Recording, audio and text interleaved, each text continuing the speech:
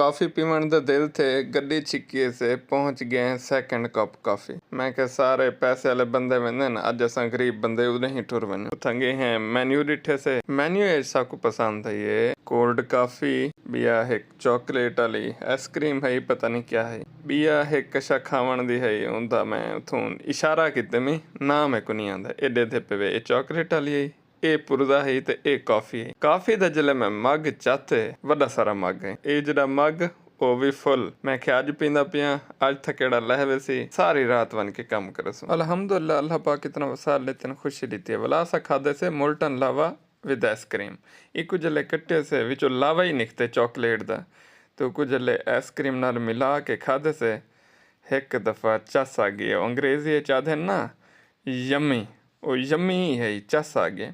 ਉਹਦੇ ਬਾਅਦ ਵਲਾਸਾਂ ਖਾਦੇ ਸੇ ਲਸਾਨੀਆ। ਮੈਂ ਪਹਿਲੀ ਦਫਾ ਇਹਦਾ ਨਾਂ ਸੁਣਿਆ ਸੀ ਇਹ